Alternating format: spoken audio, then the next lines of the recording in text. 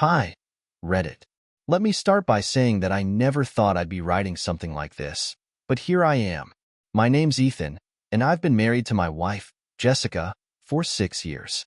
We were the couple everyone admired, or at least that's what I thought. Last Friday, Jessica and I went out to celebrate her promotion at work. She invited some of our mutual friends to a Trini bar downtown. It was supposed to be a night of laughter, drinks, and shared happiness. Instead, it turned into one of the most humiliating nights of my life. It started subtly. Jessica was unusually distant, laughing too loudly at jokes that weren't funny and constantly on her phone. I chalked it up to the excitement of the night, but something felt off. At one point, I noticed her leaning in way too close to her coworker, Matt. I don't know why, but my gut told me to keep an eye on them. Then came the incident. Jessica got up to make a toast. She stood in the center of our group, holding her martini glass high. Her words started out heartfelt, talking about her promotion and how grateful she was for everyone's support. But then, she said something that made the room go quiet. And most importantly, I want to thank Matt, she said with a smile that lingered too long. You've been such a great friend and, well, let's just say, you've made the long work hours much more enjoyable. Everyone looked at me, waiting for my reaction. I felt a knot tighten in my chest, but I forced a laugh, pretending her comment didn't sting. Jessica didn't stop there. She joked about how boring I was sometimes and how Matt always knew how to lighten the mood. The laughter from our friends felt like daggers, each one chipping away at my dignity. After the toast, I excused myself to the restroom. I stood in front of the mirror, gripping the sink and trying to steady my breathing. My mind raced with questions. Was this all in my head? Was I overreacting? Or was there something more going on between Jessica and Matt? When I returned to the table, Jessica and Matt were gone. Our friends awkwardly avoided eye contact, and no one could tell me where they went. I sat there, feeling like a fool, until Jessica finally came back, alone. She acted like nothing happened. Where were you? I asked, trying to keep my voice steady. Oh, just showing Matt where the coat check is, she said casually. Her words didn't add up, but I didn't want to cause a scene. Not yet. The rest of the night was a blur. Jessica was back to being the life of the party, while I quietly sipped my drink, feeling more like a stranger than her husband. When we got home, she went straight to bed without saying a word about the night.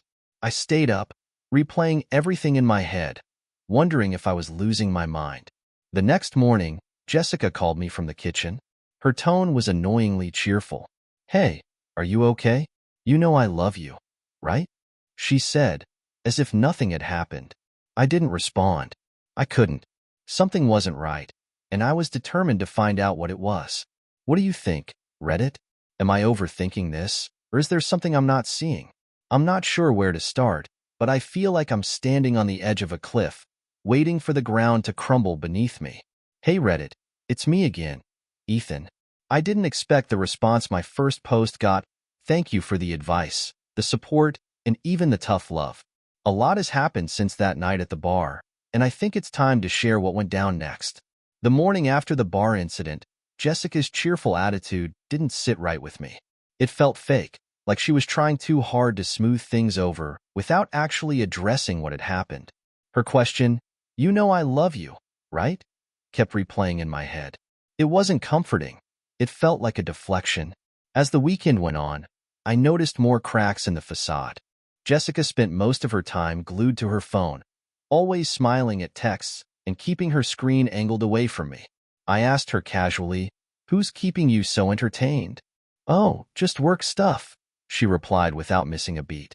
But I wasn't buying it. I'd never seen her this engrossed in work before. That Sunday, she announced she had a work brunch with some colleagues. Normally, I wouldn't have thought twice about it. Jessica's job is demanding, and networking is part of the gig. But after Friday night, I couldn't shake the feeling that something was off. I decided to play it cool and not push her. Yet, as she left the house in a dress that was a little too revealing for brunch, my suspicions grew stronger. While she was gone, I started doing something I'd never done before: snooping. I hated myself for it, but I couldn't sit in the dark anymore. Her laptop was on the kitchen counter, and for some reason, she hadn't logged out of her email. My hands trembled as I clicked on her inbox. What I found wasn't exactly incriminating, but it was enough to raise red flags.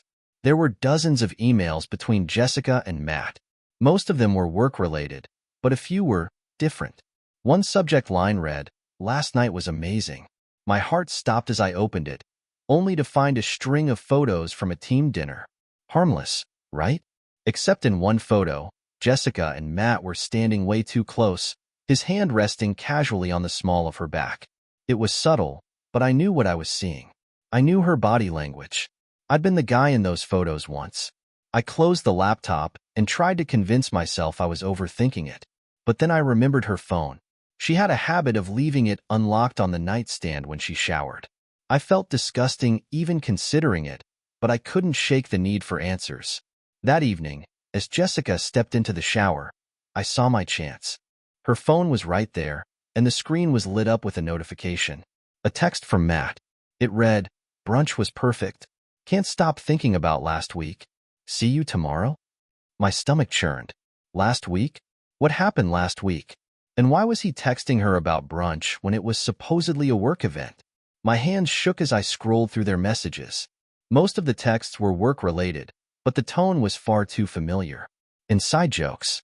Compliments about how she looked in certain outfits. And then, the kicker. A photo of Jessica from that morning, the same dress she left the house in. The caption read, "This dress should be illegal." I put the phone down and sat on the edge of the bed, staring blankly at the wall. This was it, wasn't it? The evidence I needed. But as angry and hurt as I felt, I wasn't ready to confront her. Not yet. I needed more. If I accused her now, she'd find a way to talk her way out of it. Or worse, turn it around on me. I needed the full picture before I made my move.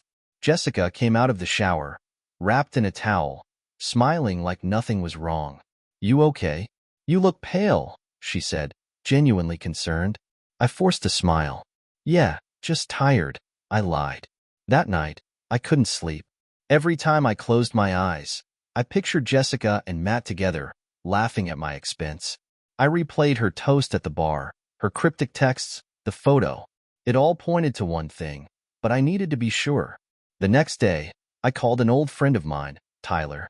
Tyler works in IT, and he's a bit of a wizard when it comes to digging up information. I explained the situation to him, and he agreed to help me without judgment. "Just send me whatever you've got," he said. "Texts, emails, anything. I'll dig deeper." I forwarded him screenshots of the texts and photos from her email. "Give me a few days," Tyler said. "If there's something to find, I'll find it." In the meantime, I decided to keep playing the role of the clueless husband. Jessica didn't suspect a thing. She kissed me goodbye before heading off to work, smiling like she always did. But now, every kiss felt hollow, every smile forced. I was living a lie, waiting for the truth to come crashing down. Reddit. I feel like I'm standing on the edge of a storm, waiting for it to hit. I don't know what Tyler will find, but I have a feeling it's going to change everything. Should I confront her now, or wait for more proof? Part 3 is coming soon, and trust me, it's going to get messy. Stay tuned. Hey Reddit, it's Ethan again. This is the update I've been dreading and waiting for at the same time. Tyler came through faster than I expected, and what he found left me shaken to my core. It's hard to even write this, but I need to get it out. A few days after I sent Tyler the texts and emails, he called me. "Ethan, you sitting down?" he asked. I braced myself for what was coming. "You're not going to like this," he said, and then he dove into the details. Tyler managed to dig through Jessica's deleted emails, old text backups, and even her social media messages. It turns out, Jessica and Matt had been getting closer for months, far longer than I had suspected. It started innocently enough, with them complaining about work, sharing memes, and joking around. But then the tone shifted. Tyler read one message aloud. "I can't believe how easy it is to talk to you. You just get me in a way Ethan never has." That one stung. But what followed was even worse. Tyler found messages that suggested their relationship had gone far beyond just emotional. "Last night was incredible," Jessica had written. "I've never felt this alive before. You make me feel like I'm actually living." My heart sank as Tyler continued. He found hotel receipts, dinner reservations, and even photos. Photos of Jessica and Matt, together in ways that left no room for doubt. One email exchange stood out. Jessica wrote, "I wish we didn't have to sneak around like this. Sometimes I feel guilty, but then I remember how unhappy I've been." Matt replied, "You deserve to be happy, and I'll make sure you are, no matter what it takes." Hearing those words felt like a punch to the gut. I had been under the impression that our marriage was solid, that we had our ups and downs like any other couple, but that we were happy overall. Apparently, Jessica didn't feel the same way. She hadn't just betrayed me. She had rewritten the narrative of our entire relationship in her head. But Tyler wasn't done. He found something else, something that made my blood run cold. A calendar event from 2 weeks ago, Matt's place, overnight. It wasn't even subtle. She had been bold enough to schedule her affair in her work calendar. And here's the kicker. It coincided with the night she told me she was working late on a big project. I remembered texting her that night, asking if she wanted me to bring her dinner. She had replied, "No need. I'm swamped. Love you. Love me." What a joke. When Tyler finished, there was a long silence on the phone. "Ethan, I'm sorry, man," he said. "I don't know what else to say." "Thanks, Tyler," I said, my voice shaking. "You've done more than enough." I hung up and sat in my office, staring at the wall. The weight of everything came crashing down on me. Jessica wasn't just cheating. She was living a double life. And I had been too blind, too trusting, to see it. That evening, Jessica came home like nothing was wrong. She kissed me on the cheek, asked me about my day, and started cooking dinner. I couldn't look at her without picturing her with Matt, laughing at my expense.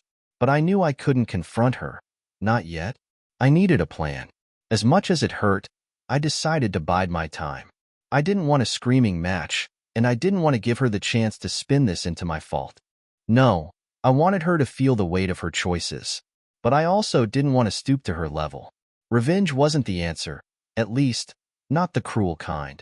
I needed something calculated, something that would leave a lasting impact without crossing the line.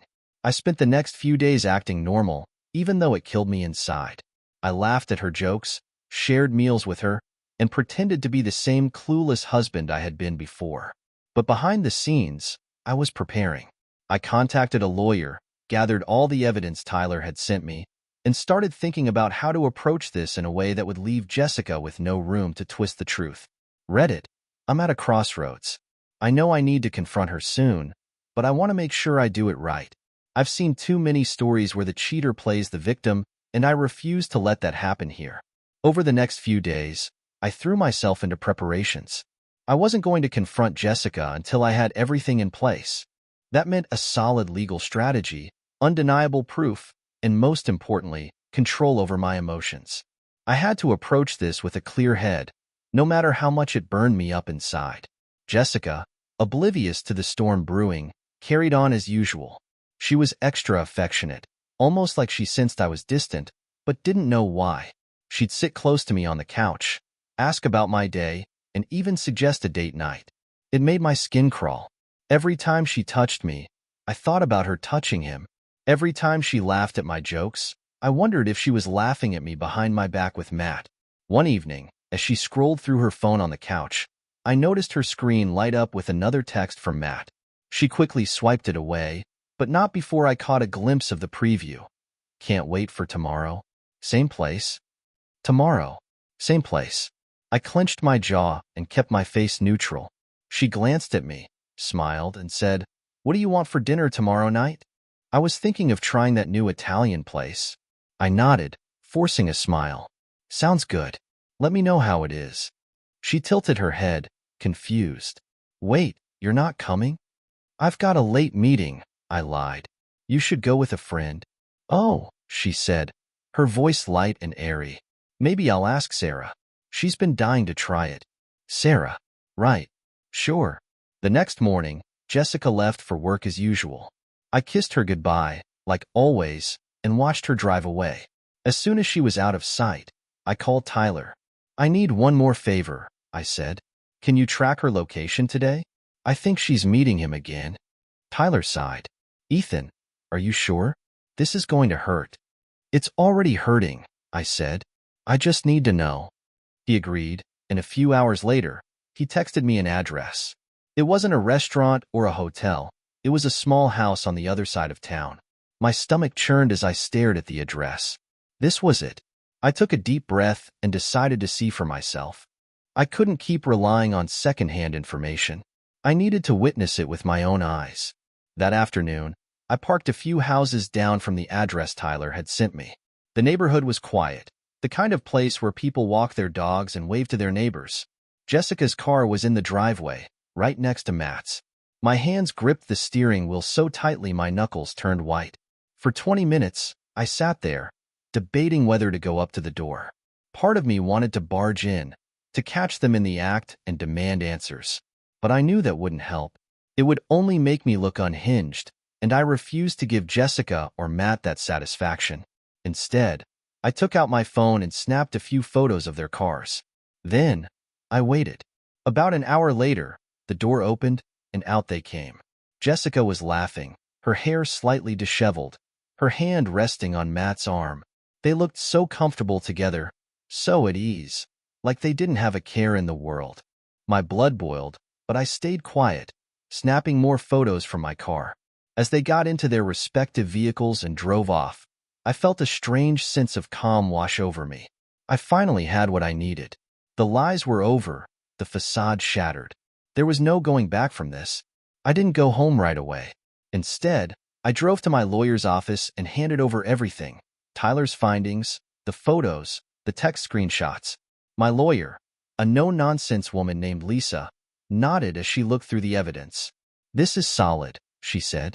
"She won't have a leg to stand on if this goes to court." "I don't want to humiliate her," I said, surprising even myself.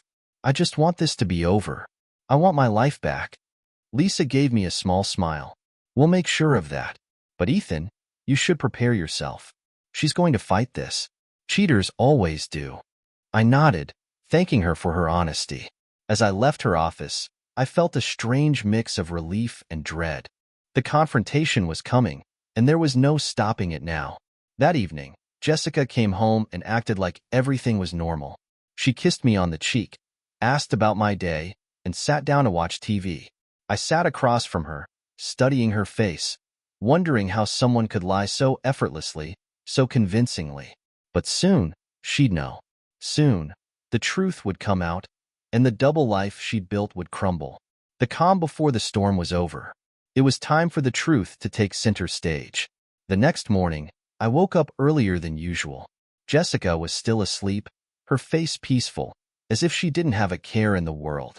It was strange to look at her now, knowing everything I knew. She had become a stranger to me, a person I couldn't trust, someone who had betrayed me in the most personal way possible. But today wasn't just any day. Today was the day everything would come to light. I spent the morning finalizing my plan. The evidence was all set: photos, texts, emails, everything. My lawyer, Lisa, had advised me to stay calm and stick to the facts during the confrontation. "Don't let her manipulate you," she said. "Stay in control." Jessica woke up around 9 a.m., her usual weekend routine. She strolled into the kitchen in her robe, smiling as she poured herself a cup of coffee. "Morning," she said cheerfully, as if nothing was wrong. "Morning," I replied, keeping my tone neutral. "I was thinking we could go for a hike today," she said, leaning against the counter. "It's been a while since we've done something outdoorsy together." I stared at her, wondering how she could act so normal. "Actually," I said, setting my coffee mug down, "there's something we need to talk about first." Her smile faltered. "What's wrong?" she asked, her voice suddenly cautious. I gestured toward the living room. "Let's sit down." Jessica followed me, looking more confused than worried. As we sat down on the couch, I took a deep breath. This was it. "I know about you and Matt," I said, my voice steady. Her eyes widened, and for a split second, she looked genuinely shocked. But then she quickly masked it with a nervous laugh. "What are you talking about?" she said, trying to play it off. "Don't," I said firmly, cutting her off. "Don't insult my intelligence. I know everything, Jessica. The texts, the emails, the photos. I know about the hotel nights, the work brunches, all of it." Her face turned pale. She opened her mouth to speak, but no words came out.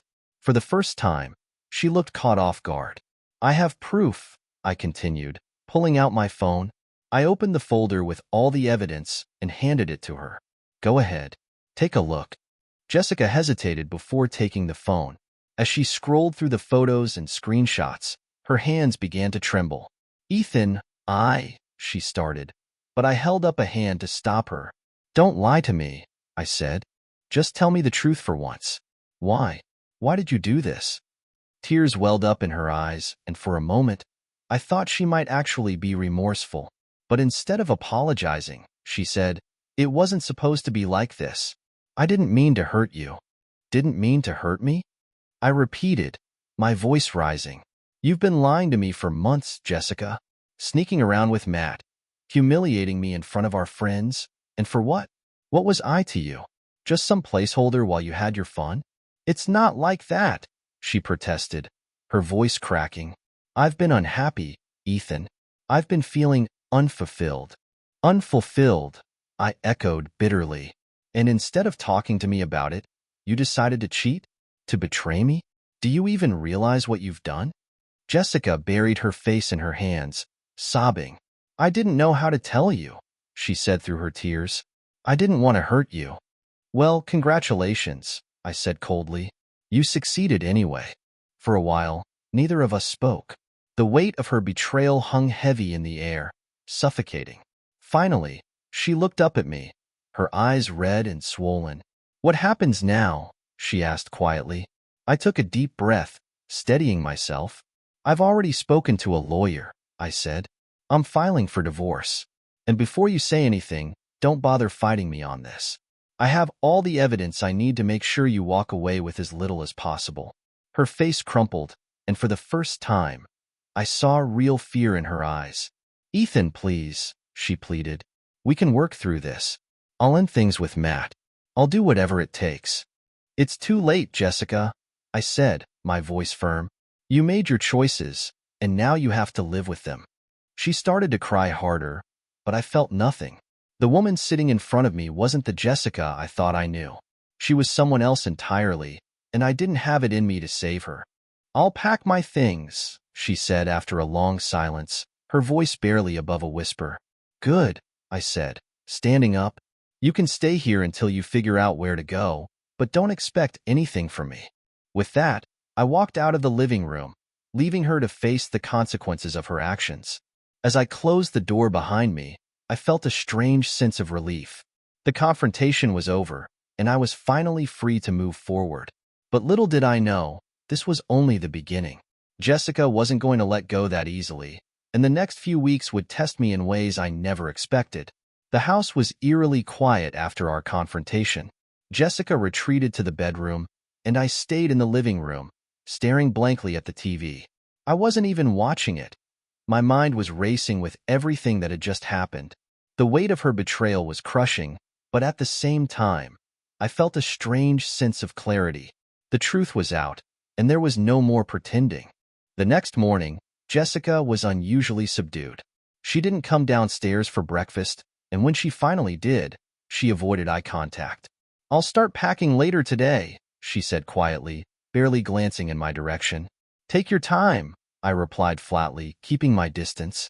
I didn't want to talk to her any more than I had to. I needed space, time to figure out my next move. I spent the day going through our finances, preparing for what I knew would be a messy divorce. As I sifted through bank statements and documents, I noticed something strange. Jessica had made several large withdrawals from our joint account over the past few months. Thousands of dollars were missing, and there was no explanation for where it had gone. Anger bubbled up inside me. Not only had she betrayed me emotionally, but she had also been draining our savings behind my back. I immediately called Lisa, my lawyer.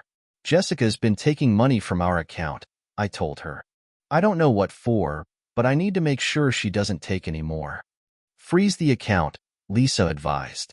We'll sort out the details during the divorce, but for now, make sure she can't touch it. I followed her advice, transferring what was left into an account in my name and freezing the joint one. When Jessica realized what I had done later that day, she stormed into the living room, furious. What the hell, Ethan? she snapped. I tried to use my card, and it got declined. What did you do? I froze the account, I said calmly. You've already taken enough. You're not taking any more. Her face turned red with anger. You had no right to do that. I had every right, I shot back. You've been siphoning money out for months, Jessica. Care to explain where it went? She opened her mouth to respond, but then closed it, looking away. That was all the confirmation I needed. Whatever she had been spending the money on, it wasn't good. That's what I thought, I said. If you need money, talk to Matt. Maybe he can help you out. Jessica glared at me, her eyes filled with hatred. You're such a... she started, but she stopped herself, taking a deep breath. Fine, do whatever you want, Ethan. You've made your point.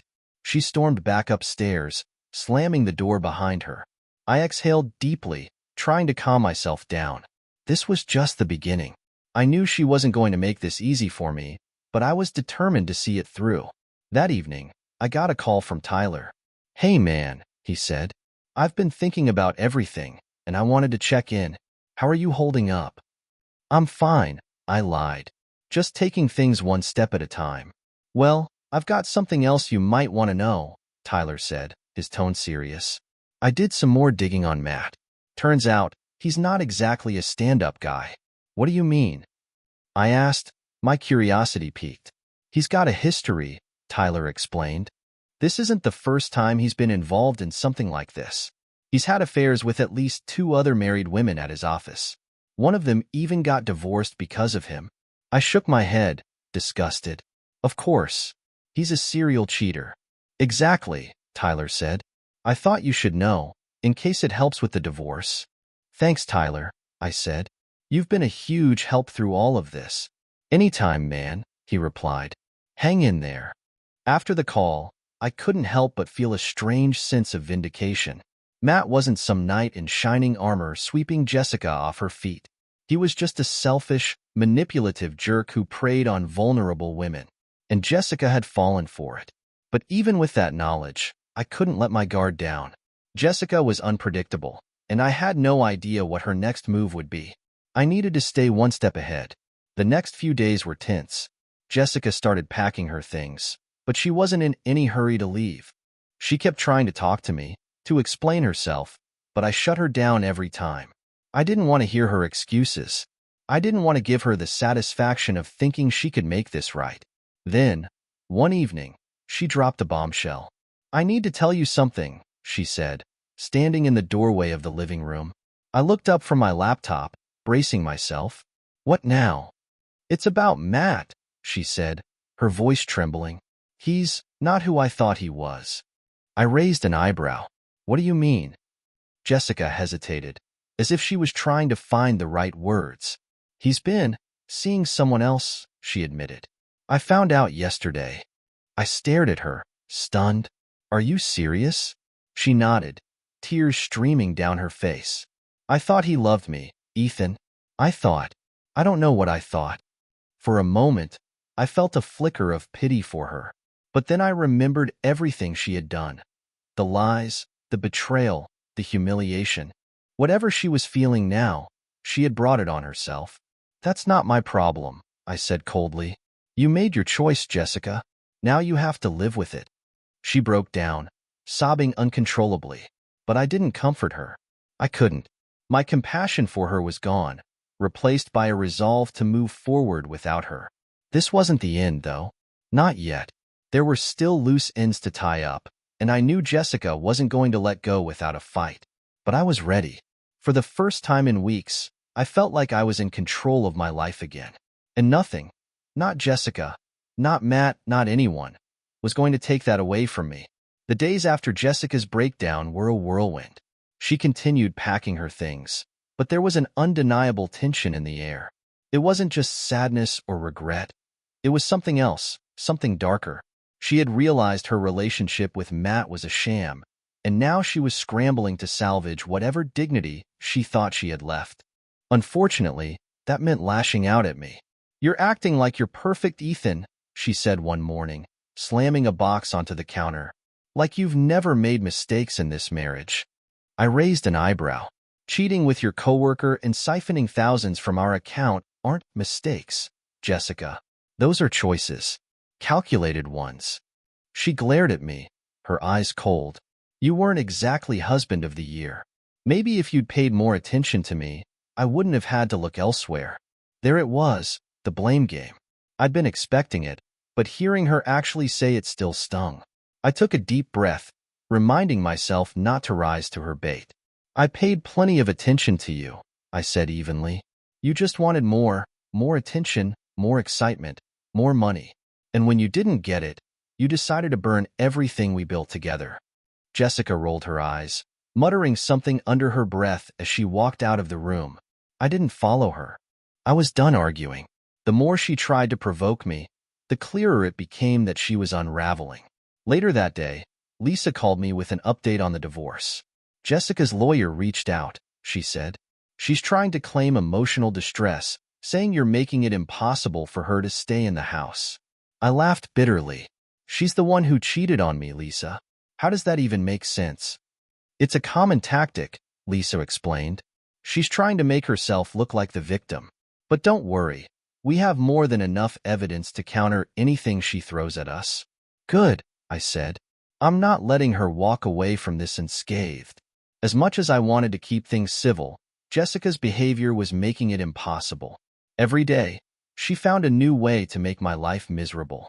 One night, she invited a couple of her friends over, turning the living room into a loud, chaotic mess. They drank wine, laughed obnoxiously, and completely ignored my presence. I finally snapped around midnight. Do you mind keeping it down? I said, standing in the doorway. Some of us have to work in the morning. Jessica smirked, swirling her wine glass. Oh, lighten up, Ethan. It's just a little fun. You remember what that's like, don't you? Her friends laughed, and I clenched my fists, biting back a sharp retort. Instead, I turned and went to my room, slamming the door behind me. I wasn't going to give her the satisfaction of seeing me lose my temper. The breaking point came a few days later. I came home from work to find Jessica sitting at the dining table, her laptop open in front of her. She looked up as I walked in, her expression unusually calm. We need to talk, she said. I sighed, setting my bag down. What now? I want to propose a deal, she said, folding her hands. We can avoid dragging this through court if you agree to let me keep the house. In return, I won't push for alimony. I stared at her, dumbfounded. You think you deserve the house after everything you've done? Her calm facade cracked. I sacrificed just as much as you did for this marriage, Ethan. Don't pretend like you're the only victim here. I couldn't help but laugh. Sacrificed? Is that what you call sneaking around with Matt while I was working overtime to pay the bills?